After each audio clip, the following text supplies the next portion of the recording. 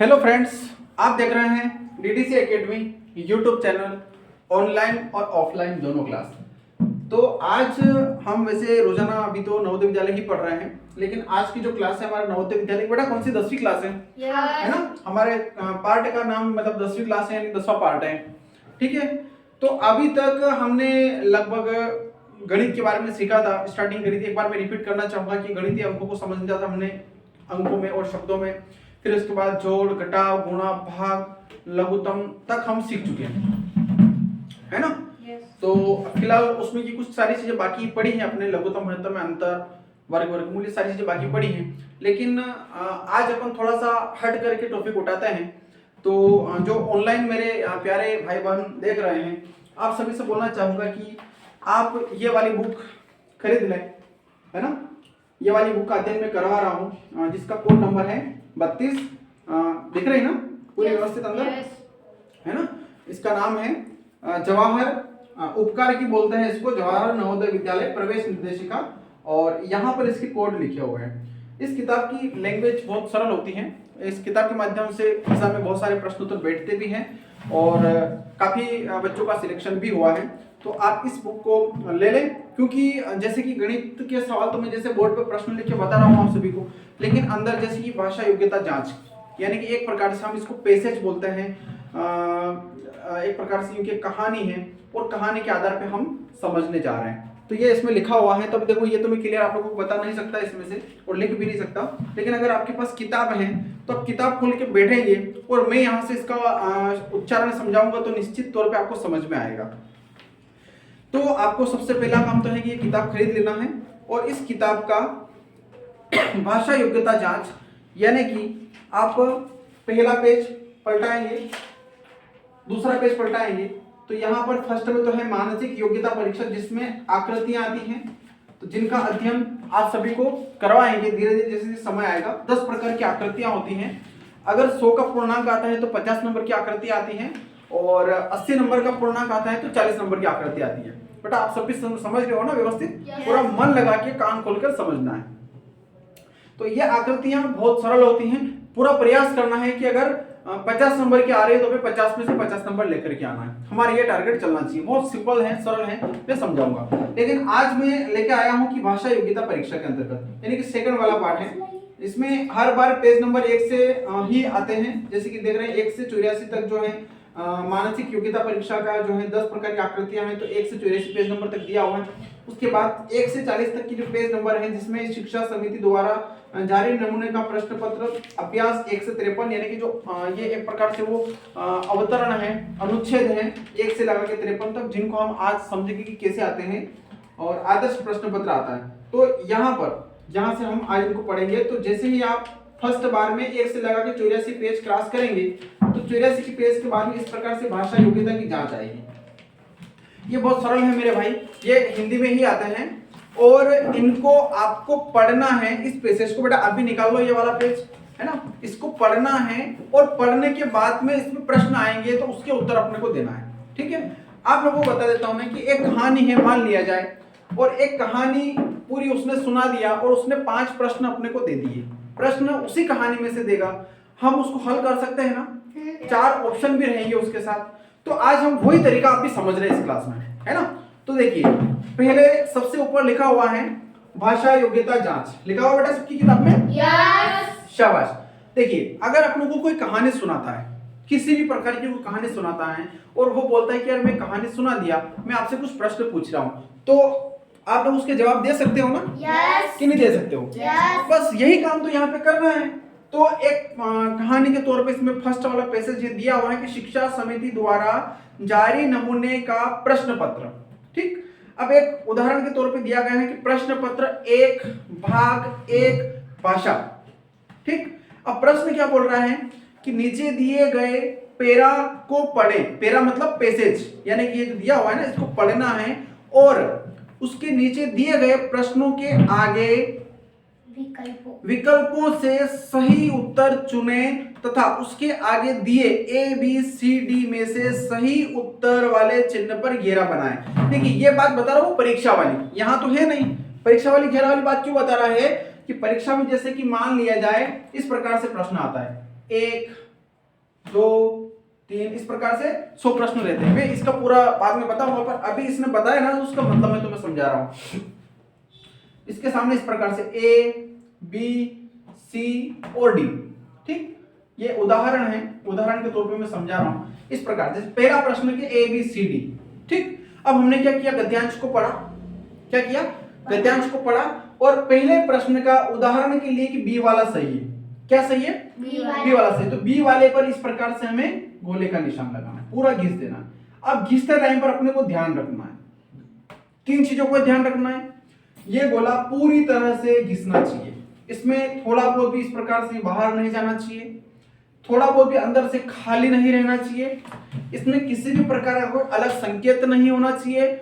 और जो उन्होंने पेन दिया है हमें, ब्लू कलर, ब्लैक, जो भी आप लोगों की वो एडमिट कार्ड आए, ये प्रवेश पत्र, उसमें लिखा हुआ रहेगा, है ना। यानी कि जो हम रेगुलर पेन यूज करते हैं ना, इसी पेन की बात करेंगे, तो उस पेन से ही इसमें उपयोग करना है। आप पेंसिल से नहीं कर सकते, किसी दूसरे पेन से नहीं कर सकते, है ना, वो त्रुटि मानी जाती है। और अगर आपने भले सही लिखा है, जैसे बी वाला सही है, बी सही है, लेकिन आपने अगर जरा सा ये बाहर कर दिया है, जरा सा अंदर खाली जगह रख दी, तो इसको वो क्या करेंगे, रिजेक्ट कर देंगे, इसको सही की गिनती में नहीं मानेंगे। तो रिजेक्ट कर देंगे, यानी हमारे 1 नंबर कम पड़ गया। 1 नंबर कम पड़ा यानी कि तुम हजारों बच्चों के पीछे चले गए, है ना। कहां चले गए, ठीक है। तो बेटा कहां तक, यहां तक बता रहा मैंने ना, कि इसको थोड़ा सा वगैरह बाहर करते हैं तो रिजेक्ट हो जाता है, अंदर करते, मतलब पूरा अपना तरीका वो होना चाहिए, क्योंकि अपन परीक्षा से पहले अपन यहाँ पे प्रैक्टिस करेंगे, 2-3 पेपर हल करना है आप लोगों को, तो उससे क्या होगा, आदत पड़ जाएगी, ठीक है। तो ये तरीका वो है। तो इसने जो बताया था ना, क्या बताया था कि ABCD में से सही उत्तर वाले चिन्ह पर घेरा बनाएं, तो इस प्रकार से घेरा बनाना है। अब ये इस प्रश्न ने बोला तो वो हम कर रहे हैं, लेकिन अभी हम क्या कर रहे हैं, पेसेज पढ़ने वाले हैं। क्या करने वाले बेटा, पेसेज पढ़ने वाले, यानी कि गद्यांश भी बोलते हैं, अलग अलग किताबों में उसको अवतरण भी बोलते हैं, है ना। तो सभी किताबें महान हैं, कोई भी किताब गलत नहीं है, सभी किताबें बढ़िया हैं, है ना। और सभी किताबें अपने हिसाब से चलती है ना। जैसे सभी टीचर जो होते हैं अपने अपने हिसाब से पढ़ाते हैं, सभी टीचर बढ़िया पढ़ाते हैं, लेकिन किसी विद्यार्थी को कौन से टीचर का अच्छा समझ में आ रहा है, किसी विद्यार्थी को कौन से टीचर का अच्छा समझ में आ रहा है, ठीक है ना। तो चलिए अब इसमें दिखाया है कि पेसेज पढ़ते हो हम, है ना। ऑनलाइन वाले मित्रों अगर आप भी क्लास में हैं तो इस किताब में देखिए, बिल्कुल दिख जाएगा, लिखा हुआ है कि यह 13 अप्रैल 1917 में घटित होने का वर्णन है। मतलब किसी भी प्रकार की कहानी उठा लेंगे, है ना। आप पूरा ध्यान देना बेटा, दोनों तीनों चरणों क्लास में ध्यान दो पूरी तरह से, क्योंकि पैसेज को अपने को इतना आराम से पढ़ना है कि उस पैसेज को पढ़ते पढ़ते अपने को सारे प्रश्न के उत्तर याद हो जाए, क्योंकि हमें परीक्षा में मात्र 5 मिनट मिलेंगे, एक पैसेज को पढ़ना भी है और 5 प्रश्न के उत्तर भी देना है, यानी कि एक प्रश्न के लिए अपने को कितना समय मिलेगा, मात्र 1 मिनट। तो अपन यहां पर अगर अच्छी तैयारी करेंगे तो वहां पर फटाफट टिपाएंगे ना। जैसे अभी कल झंडा निकालने जाना है, तो हम जो भी डांस कर रहे हैं, जो भी कविता बोल रहे हैं, राष्ट्रीय गीत बोल रहे हैं, उसकी तैयारी करना पड़ती है ना। नहीं तो फिर क्या होता है, देखा देख बोलना पड़ता है, अटक अटक के बोलना पड़ता है। तो पहले से अपन रिहर्सल कर लेते हैं, तो वहां पर जाकर फटाफट अपनी जो विचारधारा है, जो भी अपनी लैंग्वेज जो बताना चाहते हैं, फटाफट बता सकते हैं। ऐसे होता है। तो चलिए इसमें बताया गया है कि यह 13 अप्रैल 1917 में घटित होने का वर्णन है ना। यानी ये कहानी बता रहा है वो कब की है, 13 अप्रैल 1917 की है।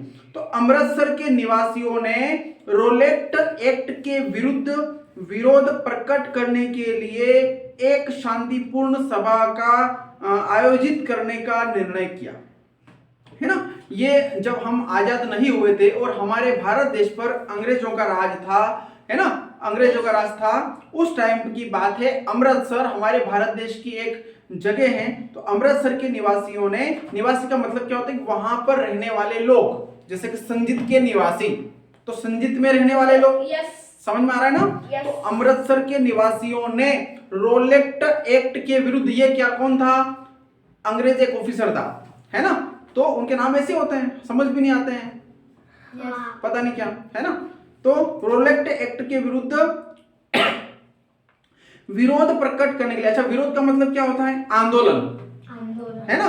यानी कि उन्होंने एक शांतिपूर्ण आंदोलन करने का निर्णय लिया। क्या निर्णय लिया? शांतिपूर्ण आंदोलन। और शांतिपूर्ण आंदोलन का मतलब क्या होता है उसको मैं बताता हूं, जिसमें किसी भी प्रकार का कोई तोड़फोड़ नहीं होता है, किसी भी प्रकार का कोई नुकसान नहीं होता है, शांतिपूर्वक, है ना। जैसे अभी थोड़े दिन पहले की अगर बात बताएं तो अभी भोपाल में एक आंदोलन हुआ था करणी सेना द्वारा। तो उसमें क्या सिस्टम था कि कोई भी तोड़फोड़ नहीं करेगा, जो भी हमारी मांगे हैं, हमारी शर्तें हैं, हम सरकार से शांतिपूर्वक मांगेंगे, है ना। तो किसी को कोई हानि नहीं। इस प्रकार के आंदोलन को बोलते हैं कि शांतिपूर्ण तरीके से आंदोलन। समझ में आ गया? धरना देना, प्रदर्शन करना, ये हो गया आंदोलन। तो क्या किया था कि अमृतसर के निवासियों ने रोलेट एक्ट के विरुद्ध विरोध प्रकट करने के लिए एक शांतिपूर्ण सभा या आंदोलन करने का निर्णय किया। यहां तक समझ में आया बेटा? चलिए आगे चलते हैं। सरकार किसकी थी उस टाइम? सरकार किसकी थी? अंग्रेजों की। सरकार किसकी थी? है ना। तो सरकार को उसका पता चल गया, है ना। जैसे कि अपन गुप्त तरीके से बातचीत कर रहे हैं, हमने बोला कि हमें कल झंडा निकालने चलना है और हम हमारे दोस्तों को नहीं ले जा रहे, तो हमारे दोस्तों को पता चल गया कल झंडा निकाला जा रहा है, मन तो ले जी रही, तो अपने हाथ ले जा रहा। उसी प्रकार से जब हम कोई भी बातचीत करते हैं तो बात अगर अपने एरिया से बाहर हो जाती है तो पता चल जाता है, तो सरकार को पता चल गया, है ना।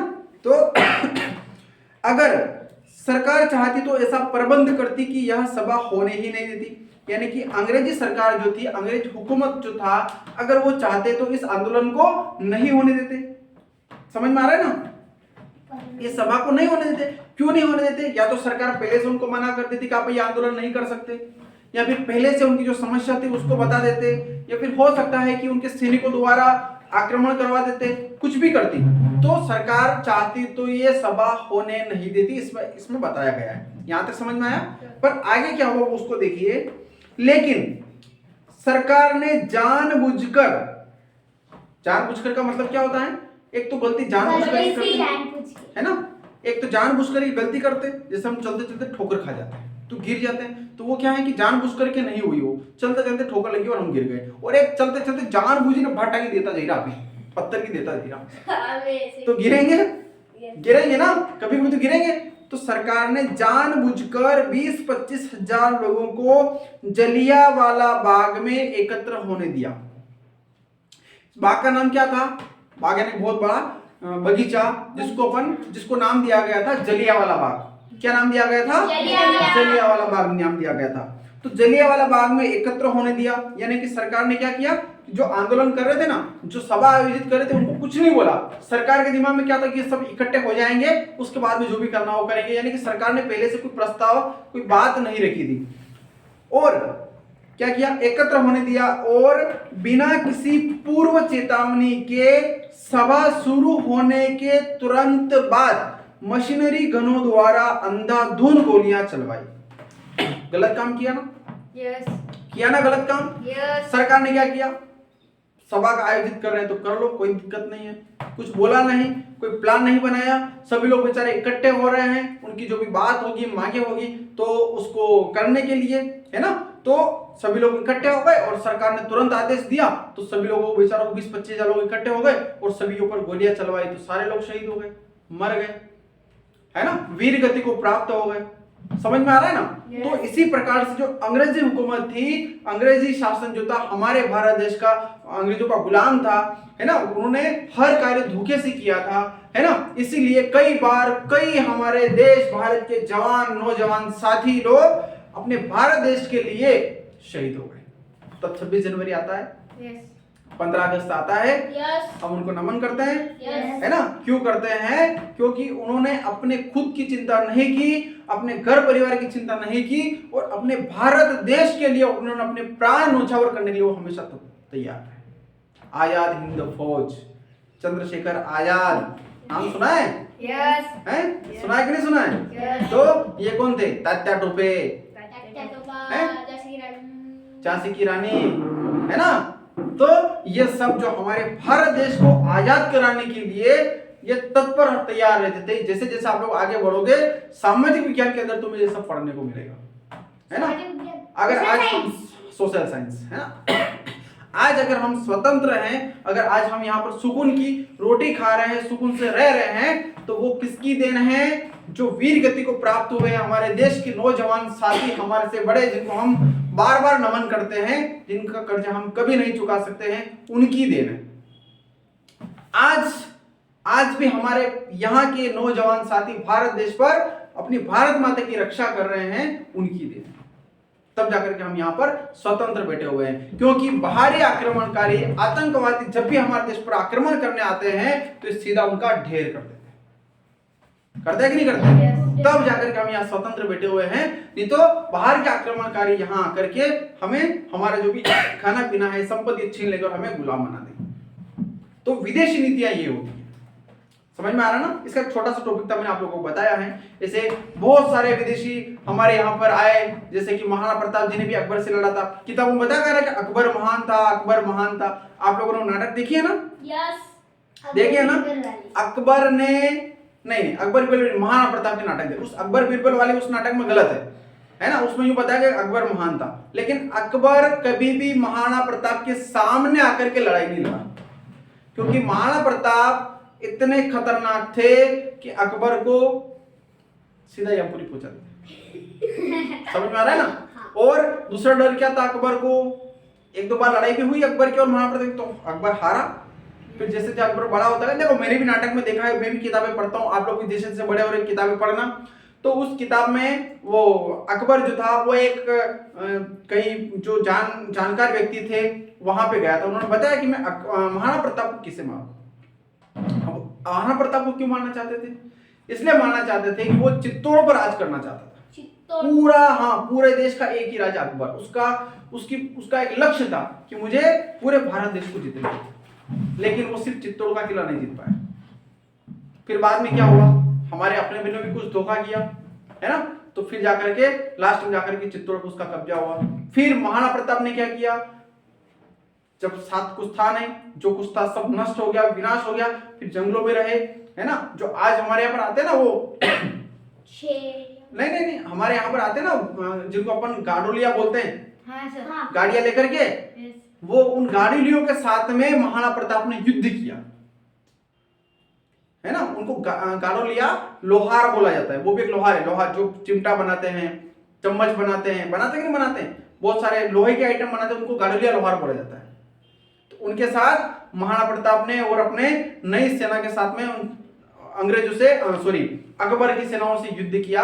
और फिर जो उदयपुर का किला जो देखते हैं, उदयपुर महाराणा प्रताप के पापा जी का नाम था, उदय सिंह जी, याद है ना? उदय सिंह जी उनके पापा का नाम था। तो उनके पापा के नाम के आधार पर उन्होंने उदय सिंह का किला बनवाया था, है ना? वो किला बनवाया था और वो नगरी बसाई थी, तब से उसका नाम आज भी क्या है? उदयपुर, हाँ, है ना? उनके पापा के नाम पर रखा था। पहले वहां कुछ नहीं था, महाराणा प्रताप ने उस गांव को बनाया था, उस शहर को बनाया था, और इतना बड़ा महल बनाया था। तो उसका महल का नाम और उस गांव का नाम, शहर का नाम, आज तो वहां पर बहुत बड़े बड़े कारखाने हैं, बहुत बड़ी पब्लिक है, सब है, लेकिन उसके पापा के नाम पे रखा था उदयपुर। समझ में आया ना? तो महाराणा प्रताप की जो कहानियां देखते हैं, आनंद आ जाता है, आनंद कि उन्होंने कैसे संघर्ष किया अपने देश की धरती के लिए, अपने देश की माटी के लिए, अपने कितने ही वीर सैनिकों ने न्यौछावर किए। तो ये ध्यान रखने वाली बात है कि अगर कोई बोलता है कि अकबर महान था, तो उसको बोलना भी अकबर महान नहीं था, महाराणा प्रताप महान थे, है ना? महाराणा प्रताप महान थे। कि क्यों थे? कि अकबर ने कभी भी आमने सामने आकर के युद्ध नहीं किया, और युद्ध किया भी से तो छल कपट से युद्ध किया। और महाराणा प्रताप हमेशा सामने से वार करते थे, कभी भी पीछे से वार नहीं करते थे। अगर सामने वाला जो कोई योद्धा है, अगर उसके पास तलवार नहीं होती, तो महाराणा प्रताप जी 2 तलवारें साथ में रखते थे, अपने म्यान में से एक तलवार निकाल करके उसको देते थे कि ले भैया तलवार पकड़, फिर युद्ध कर। लेकिन कभी भी निहत्थे पर वार नहीं करते थे। समझ में आ रहा ना?